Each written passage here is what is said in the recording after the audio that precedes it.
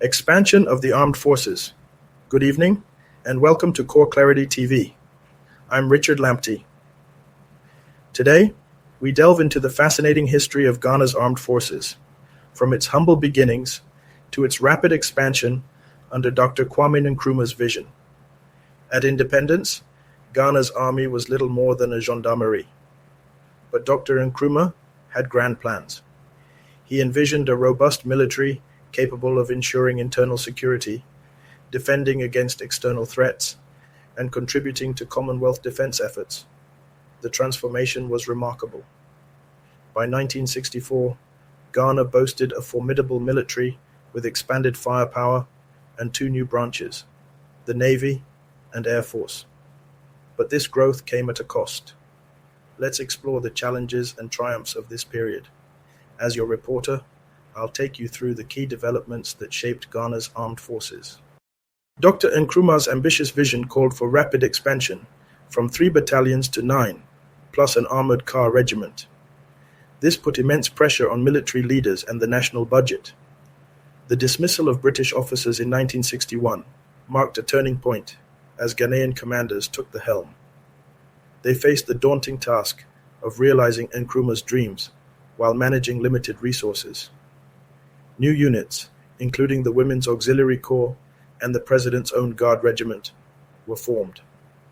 The Air Force and Navy saw significant growth, with plans for squadrons of various aircraft and a diverse naval fleet. However, the expansion strained the nation's finances.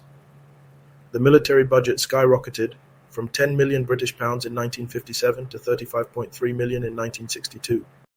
This period of growth laid the foundation for Ghana's modern military. It reflects the challenges of nation building and the delicate balance between ambition and practicality.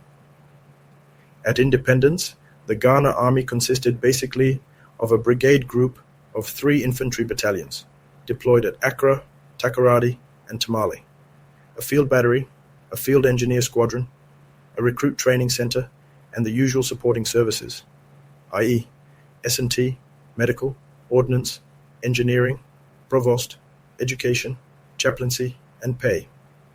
The institution was in a rundown state. The only barracks worth its name was in Accra, and the others were very old and dilapidated, and the units were ill-equipped. For its size, equipment, and firepower, the army in 1956, by comparison, was only a shade better than a gendarmerie. It is therefore not surprising that, with this deplorable state of the military, Dr. Kwame Nkrumah set about to vigorously revamp the institution. The plans which were subsequently drawn up were largely influenced by the vision and drive of Dr. Nkrumah, and they sought to address the following considerations. 1. To effectively ensure internal security operations. 2. To effectively defend the country against external aggression. 3. To effectively contribute to Commonwealth defense endeavors. 4. To effectively ensure quality military parades and Guard of Honor ceremonies. To fulfill these roles, Dr. Nkrumah proposed that the size of the army be increased to 5 battalions so as to be able to deploy to cover the entire country. He projected that 2 battalions would be based in the northern region, while Ashanti, Western, and the eastern regions would have 1 battalion each.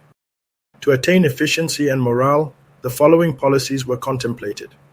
Each military station was to have sufficient troop-carrying vehicles capable of lifting its fighting strength at a go, such that they would be operationally effective in their internal security, IS areas of responsibility. Appropriate and competitive terms and conditions of service were to be designed to attract and retain the type of men who will make the army most effective in its role. Priority was also to be given to providing up-to-date barracks for all fighting troops. For Ghana, the ability to protect her territorial integrity and keep her people and borders safe was the guiding principle in the formation of her armed forces. By 1964, the Ghana Armed Forces had expanded into significant dimensions with increased firepower. 2 other arms of service, the Ghana Navy and the Ghana Air Force, had been formed in January and May 1959, respectively. For example, the formation of the Ghana Navy and the Ghana Air Force was justified with the argument that an independent state must accept responsibility for the defense of its own coastline and for protection of its ports and airspace. Major General A.B.V. Parley, who was then Nkrumah's general officer commanding, made significant changes as regards the role of the army, and then proposed that it be expanded to 6 instead of 5 battalions, and that the field battery, which was then being reorganized into a reconnaissance unit, be built up into a regiment of fighting strength. With the above decision, Major General Parley began serious planning. Basically, his plan envisaged the raising of 2 extra platoons in each rifle corps, which would serve as the nucleus of the new battalions. It was while planning was in progress that the government directed in 1958 that, as a matter of urgency, the army should be expanded not to 6 battalions, as previously decided upon, but to 9 infantry battalions and 1 armored car regiment. 2 years was the unequivocal completion date for this expansion, and all efforts were to be concentrated to complete the job within that time. This demand was influenced by what Dr. Nkrumah described as the rapidly changing circumstances of Renaissance Africa, the dictates of his proposed Africa High Command, and how to deal with such pockets of tension in subcontinent Africa as Rhodesia, South Africa, and Mozambique. Major General Parley drew attention to the financial implications.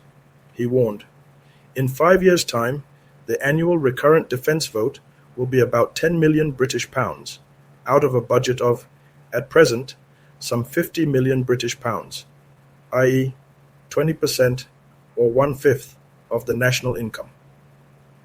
He therefore suggested that if finance was going to be a limiting factor, then approval should be given to him to plan for expansion to only 6 battalions.